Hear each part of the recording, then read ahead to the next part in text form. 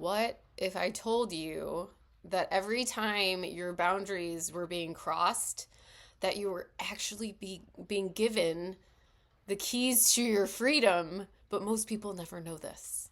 So, if you struggle with people pleasing and you struggle with speaking up for yourself, here's something that I want you to really hear. The responsibility to change the relationship when our boundaries are being crossed lies with the person whose boundaries are being crossed, because we are the one that feels it. The other person who is crossing those boundaries is either benefiting from it or completely unaware of it. And so, if we want the dynamic in the relationship to change, it's going to have to be us. Because if you can't change something, you can't fix a problem if you don't know that there's a problem. So, like, with these people that, in my life, I'll use myself as an example. My ex-partner, like, he crossed my boundaries all the time, left and right, but he was benefiting from it, and it worked for him. I was the only person that it didn't work for. and it took me a really long time to figure that out. And I spent so much time waiting for him to act differently until I realized that, like, there's no motivation for him to act differently because for some reason he's benefiting from me being a doormat, and whatever that looks like. So I remember reading this book. I'm sure you've heard of it, Boundaries by Dr. Henry Cloud. And in the book, he talks about, like, if you want to change that, it's on you, which doesn't seem fair. It really doesn't seem fair. I'm like, what the heck? Like, I feel like I have good intentions. I feel like I'm a kind person. I want to help people. Why should it also be on me if someone's taking advantage of me? Like, why should it also be on me to change that? But here's the thing, and it sucks to hear that. Like, I really, like, when I read that, I was like, no, that's not fair. It's not fair. Like, this person's already taking advantage of me, and now I have to do the extra legwork to change it. It just doesn't, it doesn't seem fair, right? But what I did realize is that it is fair. He can act however he wants. The issue is that I'm allowing it.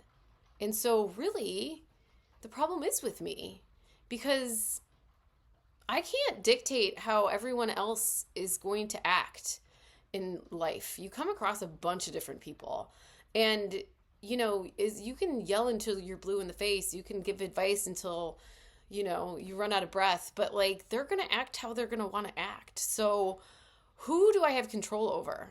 Not them. I have control over me. And so that's where I can take my power back. That's where I can, okay, what do I need to do? So I'm going to give you an example. Someone in my family recently passed, and me and another family member were left some valuables. And I picked something out, and I made it clear that, like, oh, okay, like, I'm interested in this one. And so I thought everything was settled. And later I come to find out that this other family member actually did want the thing that she said that it was okay for me to take. And so I didn't know that. And I was finding out in front of a bunch of people because she was bringing it up in front of a bunch of people. And being the recovering people pleaser that I am, I noticed it, and I didn't cave. I didn't offer to just give it to her. I just noticed it. I was like, oh, seems like she wants that. She brought that up, and she brought it up in front of people, which typically to me means there's some pressure. She's trying to leverage there by putting some pressure on me by, saying in front of a bunch of people. But I just didn't do anything. I just was like, I'm just going to be quiet here. Okay, she didn't ask anything. I'm just going to be quiet. And then it happened 2 more times in front of family. And so, it just kind of ratcheted. In my brain, it ratcheted up. And so what I did was eventually I just said, you can have it. I didn't want to fight. I didn't want to, it just didn't seem, we were grieving a family member. And so I didn't want to get into it. And so I gave it over to her. And then later on, I felt myself being resentful of her. And as I was like going to bed that night, I was thinking, I'm so mad at her. Like how dare she put that pressure on me? Like this is such a, vulnerable time. Like why is this a thing? Why does it matter? And then I kind of was like, well, why does it matter to me, right? But I'm used to falling on my own sword. I'm used to self-abandoning. So, I feel like if anything, recently I've been like pushing back on that and trying to go the other direction. But what eventually came to me is that I wasn't mad at her. I wasn't mad at her. I was mad at me because I was the one that caved. I was the one. I did not have to say she could have that. I could have kept it. I could have definitely kept it, and I could have been firm, and she would have respected it. But I caved because, for whatever reason, I caved. And that's on me. That is on me. That's something that I actually can alleviate, which is wonderful. That's the other thing. So it sounds at first, you're like, what? The responsibility is on me? That sucks. But really, it doesn't suck. It's freaking awesome because you're really the only person that you can control. But here's the weird, paradoxical, crazy thing about that is that when we change, the world around us changes and the people around us change, because I'm trying to think of it as in a metaphor. And I'm thinking of like gears in a system, and maybe just follow me. I don't know if this is going to make any sense. So say I'm like a gear and I know nothing about technology or machines. So this might not be the best way to go. I'm a gear in a machine, right? If I start and everybody's, working themselves off of me, like all these other ones up here, whatever. Do you see my gear? Isn't that good? Yeah, that's really good. So if I remove myself, like there's a little less power here, or maybe it doesn't move at all. Or maybe they have to shift around to make up for the fact that I've removed myself. Or maybe I'm doing things differently and then they have to adapt. So, I spent so many years trying to do the opposite, trying to get other people to do what I want instead of focusing on myself and asking myself, how can I change? What do I need to work on to respect myself, to feel worthy myself? Because here's the other thing that I'm learning too, is that the way we see ourselves and the way we treat ourselves, other people pick up on that. They pick up on it. I don't know how they do, but they do. And I was noticing this even as I was at this family funeral. I feel really confident in certain areas of my life. Like, I think around my friends, I feel very confident. But when I'm around family, I like shift back, and I'm sure you guys can relate. I shift back. I regress into this like insecure child version of myself. And then other people, whether they're in my family and that's just the version they know of me, treat me that way. But it was weird because even like friends of friends and like family friends showed up that I don't see on a regular basis and didn't see that much when I was younger. Like I noticed that's like I was just paying attention and they picked up on that too. Because I was seeing myself as this little kid who was helpless, who didn't have any boundaries, instead of seeing myself as this woman who's done a lot of work on herself and is very confident when she's not around family in distressing situations. And it was just interesting to watch how they picked up on it.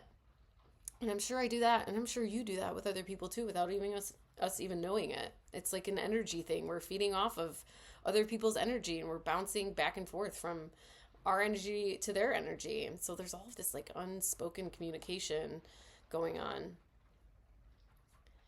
But in that moment when I realized that I wasn't mad at her, I was mad at me, then all of this relief came in because I realized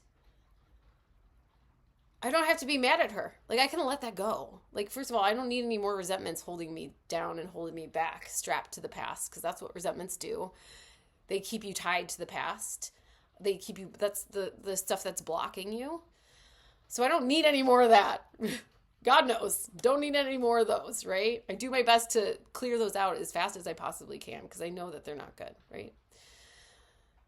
So I can lay that down. And then I also can see now, after the work that I've done, that, oh, guess what? This is great news because I have control over me. And I can do something about this. I can learn something from this. So it's not, oh my goodness, like I didn't go into like self-criticism and critique and, or self-hatred like I used to. Like I went into progress, not perfection. I learned something from this. This maybe was not a super fun situation to deal with, but I'm learning so much from it. And look, I'm making a YouTube video about it, and maybe other people will learn from it too, right? So progress, not perfection. And I have the responsibility. So like, that's the thing that like kind of flipped. It was like, oh, I have the responsibility. That sucks. That's not fair. Now it's like, oh, I have the responsibility. I get the responsibility. Like, thank you, God. I get that responsibility because it is the key to my growth and my serenity and my happiness. I get to dictate that. Nobody else. Yes, I do need to learn how to self-soothe and not cave to people pleasing just because somebody brings stuff up a bunch. You know, but it like shined a light on where I need work. So I was like, wonderful. Look, I get the responsibility and now I have a little more information of what I can work on next. And the next time it comes up, I can be like, boop, this thing is coming up again. This person is bringing things up in front of other people to kind of pressure me to make a decision that I don't want to make. So notice it and ask yourself if this is still the decision you want to make. If it is, stick to your guns. If it's not, question it. Have a discussion. Think about it.